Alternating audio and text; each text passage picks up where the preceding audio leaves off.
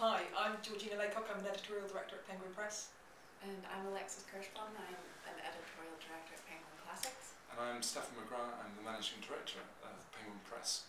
And we're here to answer questions that our Twitter followers have been sending in. Right, I think that's why we're here. And the first question comes from Karjan, who says, Penguin Books, what makes a submission from an unknown author stand out from the rest of the slush pile? So, George, what makes that? I'd say being prepared, like actually doing a bit of research, because I think a lot of books that are sent to the slush pile are sort of sent to Dear Sir, whereas actually you could use the internet to find out more about the people you're sending the book to and making sure that it arrives at the right place. But I think a good idea stands out, really. Yeah. Alexis? Yeah, for classics I think it's a bit different because it's hard to get a submission from an author, because they're dead. But we get submissions from translators who may be wanting to bring a work to our attention that I've never heard of. And what makes it stand out is characterizing the book.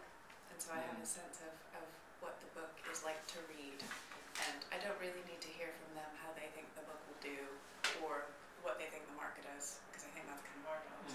But if they tell me what the book is like to read, that's what I find most helpful.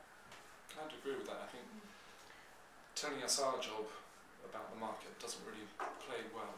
And I think the two things I'd pick out would be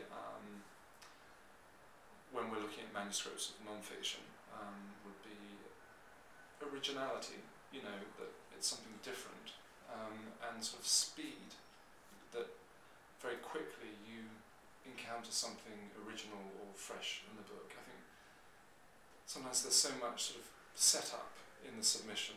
You know, you might get 2 chapters of background, and then, you know, and if it's an unknown author, they really got to hit you with something striking fast.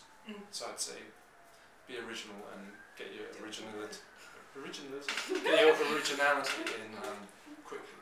So that's what we said to the And also, I published a book last year called How Not to Write a Novel, and I think a lot of the advice on how to get published is equally true for people who are writing non-fiction, and I totally recommend anyone to read it because it's incredibly entertaining as well. Yeah. What's the next question? Next question comes from, can't read that, Kivalina? Is that right? Penguin Books. The one question would be, are authors different from what they write? Which I think is an interesting question. So what do you think, George? I guess I was sort of thinking about it, and I can think of lots of authors who will write about a certain subject, and then when you meet them, you know, you have an idea of what they're going to be like, and then they're incredibly different. But always the exact opposite.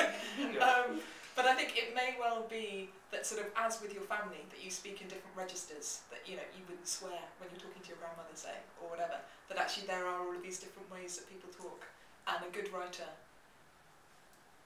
you know, writes in a very different way to the way that they talk and the way that they act. Again, I think it's a bit different for classics because all my authors are dead, but I think with classics, who the author is intimately bound with what their book is like, because that's part of the reputation of the book that has preceded it. But I think on the whole, classics authors are a very perverse bunch, and I think people would be sort of surprised by that, by how really extraordinarily odd the authors are. So if I met them, I'm sure I would be surprised. And when I've met, say when I met John Updike, I was really amazed how incredibly articulate he was. And it was such a stupid thing to be amazed by, because it's John Updike. You know, he's a great writer, of course he's going to be articulate. But I'm still struck with many writers how the amazing facility they have in their work is like also pretty overwhelming in their person, you know. And I increasingly think that authors are a lot like their work, I think, and maybe it just requires, if you're a very, very good reader, maybe you can see that. And sometimes when authors are very, very different to the work, it's maybe because we haven't read the work with enough perception. Do you know what I mean?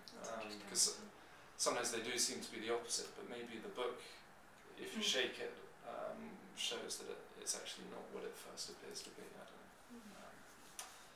Anyway, we like our authors, and somebody else asked a question about, I think Lauren McCann asked a question about what it's like to be with some of the most articulate, creative and inspiring minds in the world, and that is true. That's what it's like to be in publishing. It's an amazing privilege, isn't it? We're really lucky. We love it.